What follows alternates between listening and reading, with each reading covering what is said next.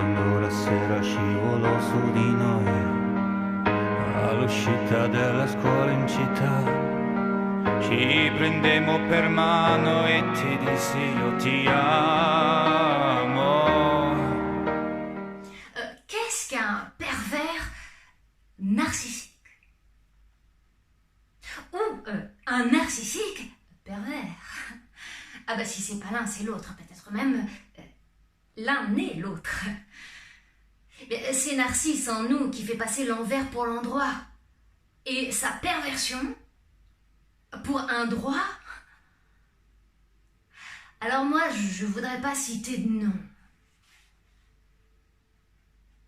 Mais si, mais si, je vous ai vu hésiter entre Zemmour et Nolo, Roman Polanski et Tariq Ramadan, Trump et Macron. C'est vrai, il y a quelque chose en eux qui tourne pas rond. C'est peut-être leur malin génie qui vous a fait plus d'une fois faux bond. Et c'est ce qui rend à leur sujet votre diagnostic un peu trop sévère, puisque vous prétendez qu'ils sont narcissiques et pervers. Et pour l'exprimer en langage ordinaire, eh bien vous dites qu'ils sont maladivement égocentriques.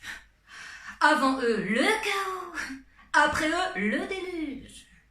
Et ils grugent leur monde en lui représentant leur ego comme un refuge. Il mio rifugio, il mio rifugio. Un narcissique pervers ou un pervers narcissique, c'est quelqu'un, pas n'importe qui, et qui ne se prend pas pour n'importe qui. Il a quelque chose de plus ou de moins que les autres. Un excès ou un défaut qui le fait sortir du sillon ou délirer à sa façon. Alors en tant que Narcisse, il s'aime et n'aime personne d'autre que lui-même. Toute son âme et tout son drame est entre soi et soi-même. Il ne cherche l'accord qu'avec lui-même. Il n'est focalisé que sur ses problèmes, soi-disant nouveaux, mais qui reviennent toujours au même. Moi, mon cher moi, unique et seul roi.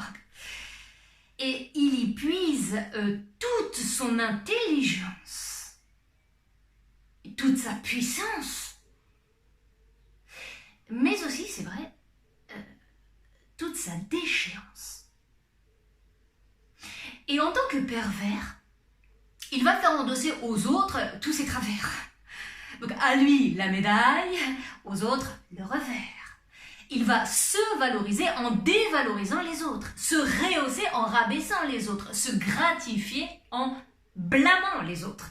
Et il voudrait qu'on l'aime, même lorsqu'il ne se rend pas aimable, qu'on l'adore, parce qu'il s'estime adorable, et qu'on l'admire, parce qu'il se croit admirable.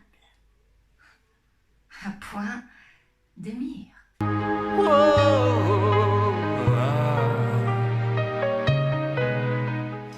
Alors, qu'est-ce qu'un pervers narcissique qui ressemble quand même comme deux gouttes d'eau à un narcissique pervers? Pour le dire crûment ou cruellement,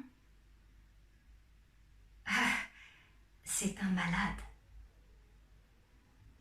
C'est un malade qui te fait passer pour un malade. D'où sa perversion, ou son subtil ou puéril renversement des perspectives. Un malade. Un malade qui n'ignore pas qu'il est malade, mais qui se sert de sa maladie pour rendre les autres encore plus malades, soumis ou épris de son moi salvateur ou rédempteur. D'où son narcissisme. Et ce profil relève de ce qu'on appelle la pathologie de la vie quotidienne.